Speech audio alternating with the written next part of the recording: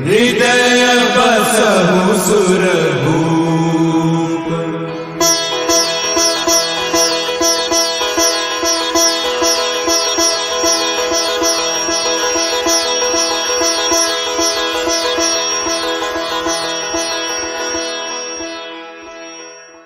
हमारे मन में गंदे विचार क्यों आते हैं?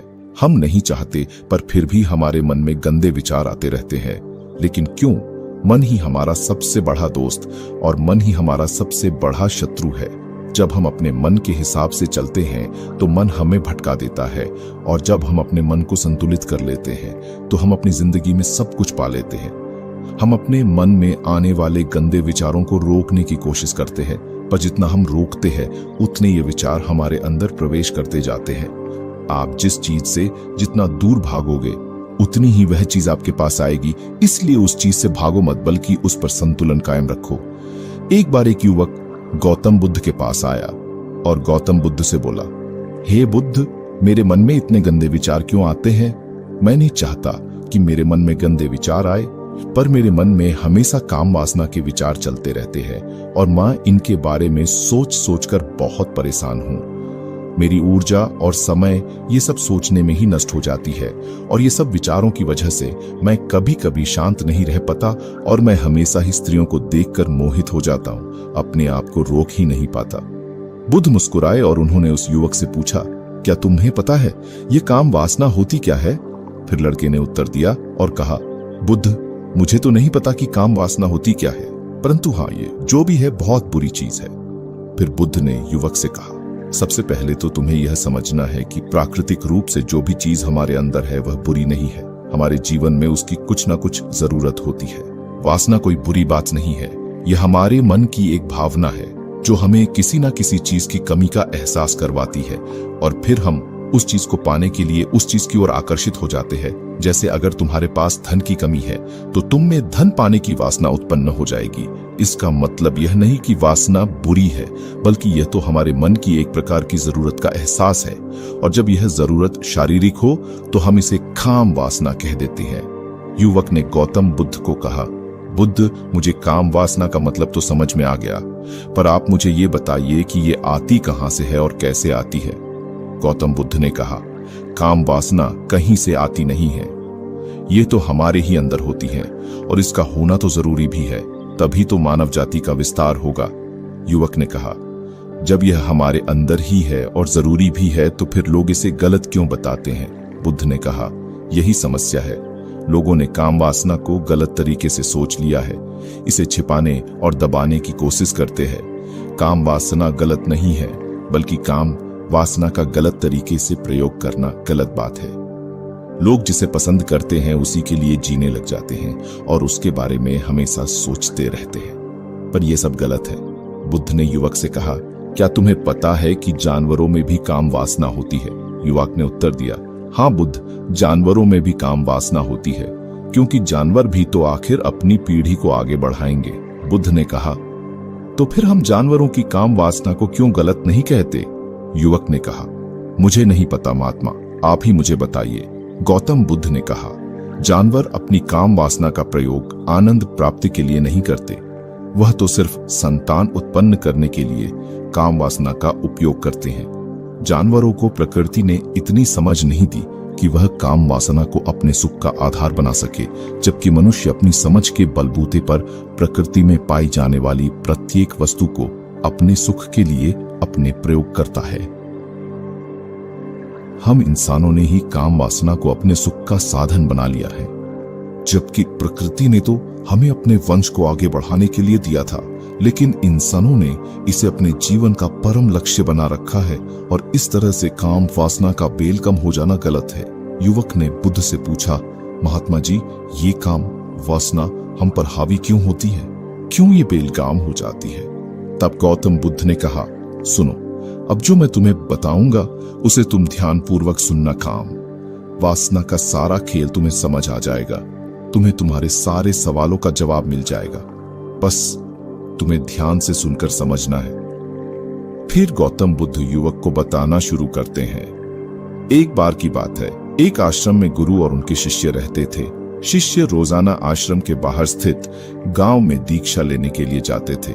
शिष्य जो गांव में भिक्षा लेने जाता था, उस रास्ते में एक नदी पड़ती थी जिससे वह रोज भिक्षा लेने जाता था। एक दिन उसने देखा कि एक लड़का पेड़ के पीछे छिपा है। उसने लड़के के पास जाकर पूछा, भाई तुम इस पेड़ के पीछे छिपकर क्या देख रहे हो? लड़के ने कहा, अरे तुझे नहीं दिख रहा है क्या कि मैं क्या देख रहा हूँ? ने नदी की तरफ देखा तो वहां पर कुछ लड़कियां पानी भर रही थीं। लड़कियां 1415 साल की होंगी। तब शिष्य ने लड़के से कहा, अरे भाई वहां पर तो लड़कियां पानी भर रही हैं, इसमें छिपकर देखने वाली क्या बात है? तब वो लड़का शिष्य की तरफ देखकर उससे कहता है, अरे पागल तुम्हें दिखाई नहीं दे रहा क्या कि मैं क्या कर रहा हूँ? वह परियां कैसे नदी से पानी निकाल रही है, जरा उनकी अदाओं को देखो, उनके कोमल शरीर को देखो, उनकी पतली कमर मटके को उठाते समय कैसे बल खाती है और उनके बाल उनकी कमर पर कैसे लहरा रहे हैं, मानो सुंदरता बिखरी पड़ी हो। शिष्य फिर नदी की तरफ देखता है और इस बार वह देखता ही चला गया। अभी तक तो उसे कुछ भी नजर नहीं आ रहा था और वह बिल्कुल निर्भय था। उसे किसी बात का कोई डर नहीं था। लेकिन अब वह छुपने लगा और उन लड़कियों को देखने लगा जैसे उसने कोई अपराध कर दिया हो। और जब वो छुपकर उन लड़कियों को देख रहा था, तभी वो अंदर से कांप गया और उसने कहा कि यह मैं क्या कर रहा हूं? मैं जो भी कर रहा हूं वह सही नहीं है, मुझे यहां से चले जाना चाहिए। और फिर वह जल्दी से वहां से चला जाता है। फिर वो आश्रम पहुंच जाता है।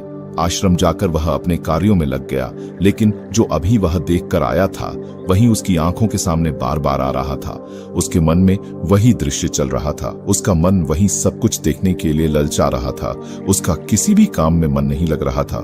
सुबह होते ही वह रोज भिक्षा के लिए आश्रम से जल्दी निकल जाता और नदी के पास वाले पेड़ के पास जाता, जहां वह लड़का पहले से मौजूद रहता था। उसके साथ मिलकर लड़कियों को छुप कर देखता था। अब वह रोज ऐसा करने लग गया। उसका मन अब किसी भी काम में नहीं लगता था। वह हमेशा किसी न किसी प्रकार के विचारों में उलझा रहता था। वह आश्रम के कार्यों को भी ठीक ढंग से नहीं कर पा रहा था। न वह ठीक से सो पाता था और न ठीक से खाना खा पाता था। उसका मन बेचैन सा रहता था। उसका मन बार बार उन लड़कियों के सौंदर्य को देखने के लिए ललचाता था। जब गुरु भिक्षा देते तब भी उसका मन कहीं और विचारों में खोया रहता था। गुरु ने अपने शिष्य की इन हरकतों को देखा। तब एक दिन गुरु ने शिष्य को अपने पास बुलाया और कहा, आज से मैं भी तुम्हारे साथ भिक्षा मांगने चलूंगा। तुम और मैं साथ साथ भिक्षा मांगने चलेंगे। तभी शिष्य ने गुरु को मना करते हुए बोला, नहीं गुरुदेव, आप परेशान क्यों हो रहे हो? मैं अकेले ही ठीक से भिक्षा मांग सकता हूँ। गुरु ने शिष्य से कहा, ठीक है, तुम अकेले ही भिक्षा मांगने जाओ। इसके बाद शिष्य भिक्षा मांगने निकल गया। शिष्य के जाने के बाद गुरु भी आश्रम से निकल गए और शिष्य का पीछा करने लगे कि वह कहाँ जाता है, किससे मिलता है। ये सब देखने के लिए उसके पीछे पीछे चलने लगे। थोड़ी दूर जाने के बाद गुरु ने देखा कि उनका शिष्य एक लड़के के साथ एक पेड़ के पीछे अपराधी की तरह छिपा हुआ है और छिपकर कुछ देख रहा है। गुरु भी अपने शिष्य के पीछे जाकर खड़े हो गए, यह देखने के लिए कि आखिर उनका शिष्य क्या देख रहा है, जिसके लिए वह पेड़ के पीछे अपराधियों की तरह छिपा पड़ा है। गुरु ने देखा कि उनका शिष्य पेड़ के पीछे छिपकर लड़कियों को देख रहा है जो नदी से पानी भर रही है। तभी गुरु ने शिष्य से कहा, क्या तुम लड़कियों से भी भिक्षा लोगे? गुरु की आवाज सुनकर शिष्य का मन घबराया और उसके पसीने छूटने लगे। वह थर थर कांप रहा था, जैसे किसी चोर को पकड़ते समय रंगे हाथों पकड़ लिया हो। उसकी हालत खराब हो गई। वह कुछ भी नहीं बोल पा रहा था। वह लड़का जो शिष्य के साथ था वहां से भाग गया, जिससे शिष्य और भी घबरा गया था। उसके मुंह से कुछ टूटे फूटे शब्द ही निकल रहे थे। वह अपने गुरु से भी नजर मिलाने का साहस नहीं कर पा रहा था। गुरु ने शिष्य की ओर देखा और कहा, मेरा शिष्य तो निर्भय है, उसे तो किसी भी चीज का डर नहीं है, लेकिन यह क्या, तुम तो डर के मारे कांप रहे हो। शिष्य ने गुरु से कहा, मुझे माफ कर दो, इसमें मेरा कोई दोष नहीं है। उस लड़के ने मुझे बहका दिया था, लेकिन मैं आपसे वादा करता हूं कि आज के बाद मैं कभी दोबारा ऐसा नहीं करूंगा। मुझे माफ कर दो। गुरुदेव ने कहा कि कोई बात नहीं, पर इस बात का तुम ध्यान रखो कि हम जैसी संगति करते हैं वैसा ही फल हमें प्राप्त होता है। हम जैसे संगति करते हैं उनके विचार हमारे अंदर प्रवेश करते हैं। इसीलिए अच्छी संगति करो ताकि तुम्हारे अंदर अच्छे विचार प्रवेश करें। फिर गुरु और शिष्य आश्रम लौट आए और फिर से आश्रम के कार्यों पर ध्यान देने लगे। उसने उस रास्ते को छोड़ दिया और दूसरे रास्ते से जाने लगा। वह अपने काम को ध्यान से करता था, लेकिन धीरे धीरे उसके अंदर क्रोध उत्पन्न हो गया और फिर वह दूसरे शिष्यों पर क्रोध करने लगा और बेचैन हो गया। अब वह सही समय पर भोजन भी नहीं करता था, वह भोजन भी बहुत कम खाता था। एक रात गुरु शिष्य के पास आए और उससे बोले कि तुमने मुझसे वादा किया था कि तुम अपना मन नियंत्रण में रखोगे, अब तक तुमने कितनी बार अपना वादा तोड़ दिया। यह सुनकर शिष्य अपने गुरु के चरणों में गिर गया और रोने लगा। रोते रोते ही उसने गुरु से कहा कि गुरुदेव, मैं कई बार अपना वादा तोड़ चुका हूँ, फिर वादा कर लेता हूँ, लेकिन हर बार मैं वादा तोड़ देता हूँ। मेरा मन मेरे नियंत्रण में है ही नहीं। मैं बहुत कोशिश करता हूँ कि मैं अपने मन से सारे बुरे विचारों को निकाल दूं, लेकिन मैं चाहकर भी ऐसा नहीं कर पा रहा हूँ। फिर गुरु ने शिष्य को कहा, चलो मेरे साथ। गुरु शिष्य को आश्रम के बगीचे में लेकर गए और शिष्य से कहा, देखो यहाँ पर कुछ नालियां बनी हुई हैं, जिससे नदी का पानी इन पौधों तक आ रहा है और ये पानी निरंतर भाव से बह रहा है। क्या तुम इस पानी के बहाव को रोक सकते हो? शिष्य ने कहा, हाँ गुरुदेव, मैं इस बहाव को रोक सकता हूँ। फिर शिष्य ने मिट्टी उठाकर उस नाली के छोर पर डाल दी। वह पानी थोड़ी देर के लिए रुक गया और फिर थोड़ी देर बाद उस रेत के ऊपर से पानी आया। गुरु ने शिष्य से कहा, अरे ये क्या, ये पानी तो रुका ही नहीं। फिर से उसने कुछ कंकड़ पत्थर उठाकर उसे नाली में डाल दिए और फिर थोड़ी देर के लिए पानी रुक गया, लेकिन फिर थोड़ी देर बाद ही उन कंकड़ पत्थरों के ऊपर से पानी निकल आया। गुरु ने कहा, शिष्य ये क्या हुआ? पानी तो फिर से आ गया। तुम तो बोल रहे थे कि तुम इसे रोक दोगे, क्या हम किसी चीज को पूरी तरह से रोक सकते हैं? तब शिष्य ने कहा, कोई बात नहीं गुरुदेव, मैं इस पानी को तो रोक कर आपको दिखाऊंगा। फिर उसने एक बड़ा सा पत्थर लेकर आया और उसे नाली पर डाल दिया। पानी रुक गया। तब शिष्य ने गुरु से कहा, देखा गुरुदेव, मैंने कहा था कि पानी को मैं रोक दूंगा। मैंने पानी को रोक दिखाया, आपकी बात मैंने पूरी कर दी। गुरु मुस्कुराए और बोले, अच्छा जरा ध्यान से देखो, पानी रुक गया है क्या? वो तो पीछे की नाली तोड़कर बाहर आ गया और अगल बगल से बह रहा है। और ध्यान से देखो, इस पत्थर के आगे भी आ गया और ये पानी अपना रास्ता बदल कर फिर से आगे की तरफ बह जाएगा। फिर थोड़ी देर बाद ऐसा ही हुआ। फिर गुरु ने शिष्य को समझाया, तुम्हारे साथ भी तो ऐसा ही चल रहा है। तुम बार बार प्रयास कर रहे हो, बड़े से बड़ा प्रयास कर रहे हो, पर हर बार तुम्हारा प्रयास टूट रहा है और ये हमेशा टूटता ही रहेगा। यह पत्थर तुम्हारा प्रयास है और ये पानी तुम्हारे विचार। तुम कितना भी बड़ा पत्थर रख लो, लेकिन पानी तो अपना रास्ता बना ही लेगा। ये देखकर शिष्य ने पूछा, हे गुरुदेव, क्या कोई तरीका नहीं है जिससे मैं गंदे विचारों से बाहर निकल सकूं? गुरु ने कहा, एक तरीका है। यह पानी जिस नदी से आ रहा है, तुम वहां से इस पानी का रास्ता ही बदल सकते हो। गुरु शिष्य को एक नदी के पास ले गए जहां से उस बगीचे में पानी आ रहा था। गुरु ने शिष्य से कहा, वो पानी इसी नदी से जा रहा है। अगर हम यहीं से उसका रास्ता बंद कर दें जहां से पानी बगीचे में जा रहा है, तो क्या हम पानी को रोक नहीं सकते? शिष्य ने कहा, हाँ गुरुदेव, अवश्य ऐसा हो सकता है।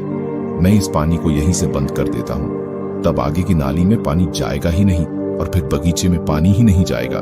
फिर गुरु ने कहा, शिष्य, अगर पानी बगीचे में नहीं जाएगा तो पेड़ पौधों को पानी कहाँ से मिलेगा?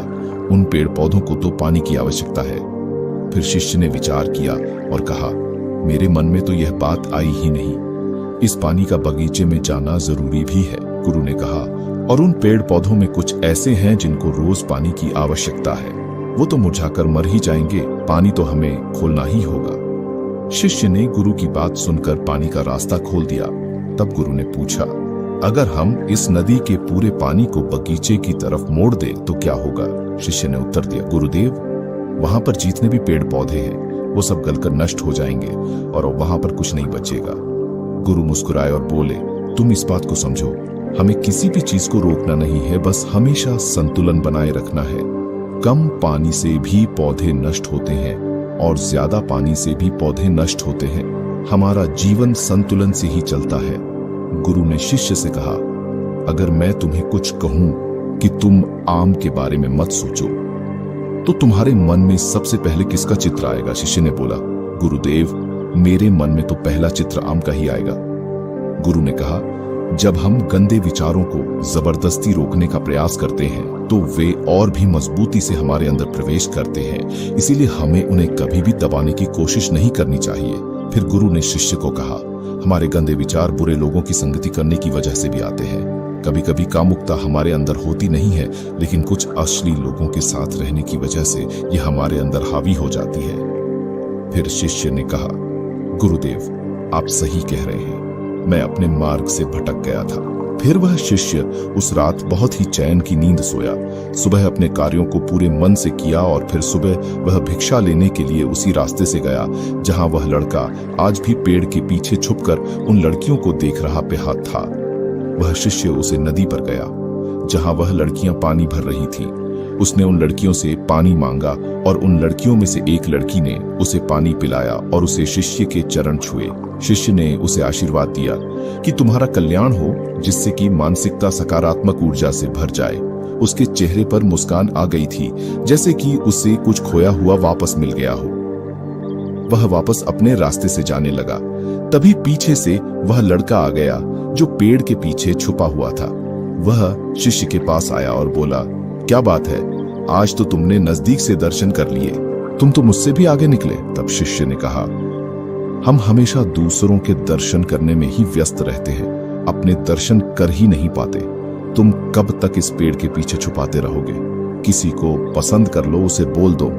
अगर वो भी तुम्हें पसंद करती है तो शादी कर लो और उससे पहले तुम कुछ बन जाओ, अपने आप को पहचान लो। ऐसे अपना समय बर्बाद मत करो। फिर वो लड़का रोज उस शिष्य से मिलने लगा और उसने लड़के को नदी पर ना जाने के लिए प्रेरित किया और फिर वह लड़का अपने जीवन में कुछ बनने के लिए संघर्ष करने लगा।